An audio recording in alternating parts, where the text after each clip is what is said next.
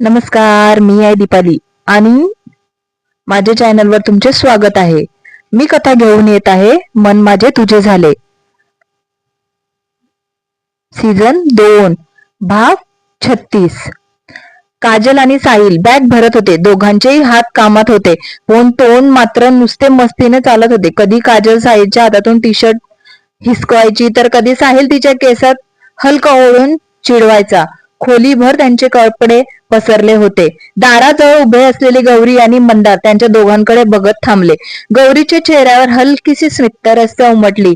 हे दोघं ना काही मोठे होतील, पण अशी छोटी मोठी मस्ती करून घर भरून टाकतात, ती हळूच म्हणाली. मंदारने हसत मान हलवली. हो, त्यांच्या या भांडणात मस्तीशिवाय घर रिकामं वाटते, मंदार म्हणाला. आज साहिल काजलच्या अचानक जवळ ओढलं. चल नीट भर बॅग, नाहीतर नंतर म्हणशील की माझ्यामुळे काहीतरी राहिलं.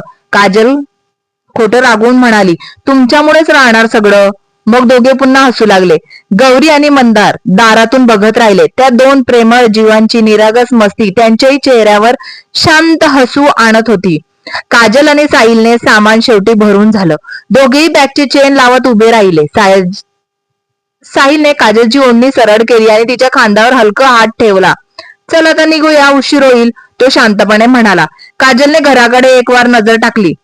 त्यांच्या मनात उभे असलेली गौरी मंदार दोघांचेही प्रेमाने पाहत होते. गौरी पुढे येत म्हणाली, सावधपणे जा हा, आणि पोहोचल्यावर लगेच मेसेज करा. साहिलने हसत मान हलवली. हो हो, बाय, काळजी करू नकोस. काजलने मंदारच्या हातात हलका स्पर्श करून म्हटलं. मंदार दादा, काही लागलं तर सांभाळून घ्या हो. मंदारने मोठ्या भावासारखा तिच्या डोक्यावरून हात फिरवला. तू फक्त खुश राहा, बाकी आपण आपलं चालूच आहे. काजलने दाराकडे पाऊल टाकलं. साहिल बॅग हातात घेऊन तिच्या मागे होता. गौरीने दाराशी उभे राहून त्यांना पाहत होती. काजल मागे वळून एक गोडसं हसू देत म्हणाली, चला साहिल, निघूया आता. दोघेही बाहेर पडले. घरात हलका कासा शांतपणा पसरला, पण त्यांच्या जाण्यातही एक सुंदर ऊब होती. जणू दोन प्रेमळ जीव नव्या प्रवासाला निघाले होते. रिद्धीची पण सकाळ अगदी छान सुरू झाली होती. तिने खिडकी उघडली. थंड हवा आत आली. चेहऱ्यावर हलकसे सित्त उमटलं. वीरेनने आधीच उठून रेडी बसला होता. आज आपण फिरायला जायचं म्हटलं होतं ना, रिद्धीने विचारलं. वीरेनने तिच्याकडे पाहत हसून मान हलवली. हो, थोडी फिरून येऊ, मग थोडंसं काम आहे. मंदार आता गौरीसाठी पूर्ण बिझी होणार, म्हणून ऑफिसची काही कामं माझ्याकडे आली आहेत. रिद्धीने ते ऐकलं आणि हसली. मंदार दादा आणि गौरी दोघेही एकमेकांशिवाय राहू शकत नाही. किती केअरफुल आहेत तो तिच्याबद्दल. वीरेनने शूज बांधत म्हटला. हो, म्हणून मला अचानक जास्त काम आलंय, पण काही हरकत नाही, आधी तुला फिरायला घेऊन जातो. रिद्धी जवळ येऊन त्यांनी कॉलर नीट करत म्हटली. काम आधी की मी आधी? वीरेनने तिचा हात धरला. हळूच म्हणाला, हमेशा तूच आधी. दोघेही हसत बाहेर पडले. थंड हवा, शांत रस्ता, दोघांच्या मनात हलकासा रोमॅन्टिक मूड. सुंदर अशी सकाळ दोघांसाठी सुरू झाली होती. असे सुंदर दिवस जात होते. काजल आणि साहिल फिरून आले होते. रिद्धी आणि वीरेलाही सकाळी फेरफटका मारून छान मूडमध्ये घरी आले. आज गौरीचं डोहाळे जेवण होतं. गौरीला जास्त हालचाल करायला डॉक्टरने मनाई केली होती. असल्याने सगळ्यांनी निर्णय घेतला, कार्यक्रम घरीच करायचा. घरात उत्साह, गोंधळ, तयारी, सगळीकडे आनंदच आनंद होता.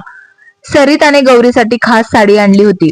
काजल मनापासून तयारीत गुंतली होती. कधी फूल लावत होती, कधी आरतीची ताट सजवत होती. रिद्धी पण थोड्याच वेळात येणार होती. तिचीही मदत होणार होती. मंदार सगळीकडे लक्ष देत होता. यात काही कमीच नको एवढीच त्याची धडपड. रखमाताईला कामामुळे येता आले नव्हते, पण तिचे फोनवरून कौतुक, आशीर्वाद पोहोचले होते. काजलचे आई बाबा, किरण, किया, आरवही आले होते. घरात गप्पा, आनंद, गोंधळ सुरू होता. रिद्धी आली तेव्हा घरात उत्साह आणखी वाढला. आजी आजोबा हे सगळं पाहत बसले होते. त्यांच्या चेहऱ्यावर समाधान होतं. काजल, आता तू जाऊन तयार हो, बाकी आम्ही बघतो, सरिता म्हणाल्या. काजल तयार व्हायला गेली. दरम्यान गौरी तयार होत होती. तिने हिरव्या रंगाची सुंदर साडी नेसली होती. हलकासा उठून दिसणारा मेकअप, केसांमध्ये छोटासा गजरा आणि फुलांचे दागिने, गळ्यात मोगऱ्याचा हार, हातात फुलांच्या बांगड्या, माथ्यावर सुंदर फुलांची टिकली. गौरी पाहताच सगळ्यांचा डोळ्यात आनंद दाटून येणार. आज ती खरोखर तेजाने उजळून दिसत होती. थोड्याच वेळात रिद्धी तयार होऊन आली. तिने छान गुलाबी पिंक रंगाची साडी नेसली होती. साडी हलकं गोल्डन झाक असलेलं बॉर्डर होतं, त्यामुळे रिद्धी आणखीन उठून दिसत होती. तिचा मेकअप सुटसुटीत व उठावदार होता. डोळ्यांना काजळ, गुलाबी लिपस्टिक, गालांना हलकी चमक, केस मोकळे ठेवले होते. केस खाली खांद्यावर घसरलेले, गळ्यात छोटंसं पण सुंदर मंगळसूत्र, हातात काचेच्या बांगड्या, गुलाबी आणि सोन्याचे मिश्रण, कानात झुमके, कंबरपट्टा आणि पायात पैंजणाचा मंद आवाज. रिद्धी आज खरंच एकदम लाडकी सुनेप्रमाणे दिसत होती. काजलही तयार होऊन आली. तिने सुंदर पिवळ्या रंगाची रेशमी साडी नेसली होती. साडीच्या काठांना नाजूक जरीची काम आणि पल्लू एकदम शोभिवंत.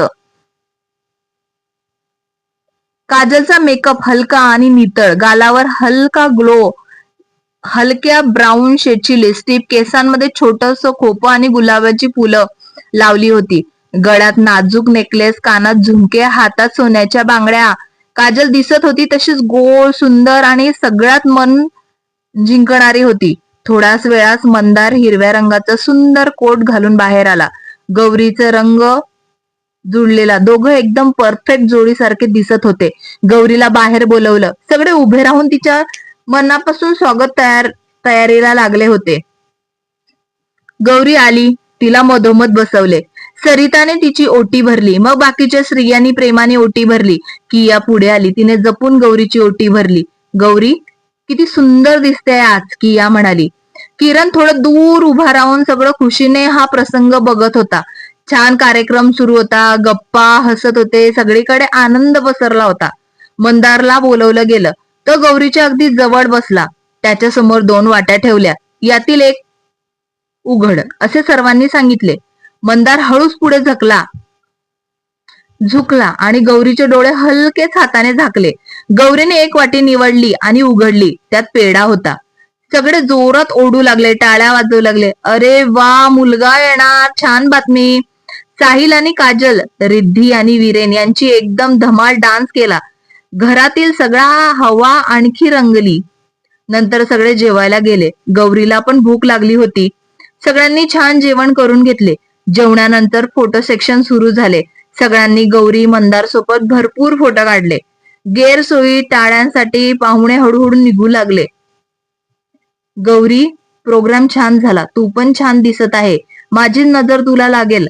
कसे वाटत आहे आता? काळजी घेत जा, किरण म्हणाला. हो दादा, मी काळजी घेत जाईन, गौरी म्हणाली. थोडं बोलून किया पण गौरी मंदार भेटून निघाले. त्यांच्यासोबत काजलचे आई बाबाही होते. हसत बोलत त्यांनी निरोप घेतला. आता घरात फक्त घरचेच लोक होते. थोडी दमली होती. ती रूम मध्ये गेली. साडी बदलली आणि बेडवर आडवी झाली. मंदार बाहेर तयारी आवरत होता. मंदार, गौरी रूम मध्ये गेली का? आजीने विचारले. हो, दमली होती. हे सगळं झालं ना तर थोड्याच वेळात सगळं आराम करा, मी इथेच काढून घेतो, मंदार म्हणाला. हो चालेल, आजी म्हणाल्या. शांता आजी मंदारला म्हणाल्या. आता गौरीकडे जास्त लक्ष दे रे. तिला आता जास्त भूक लागेल. काही ना काही खायची इच्छा होईल.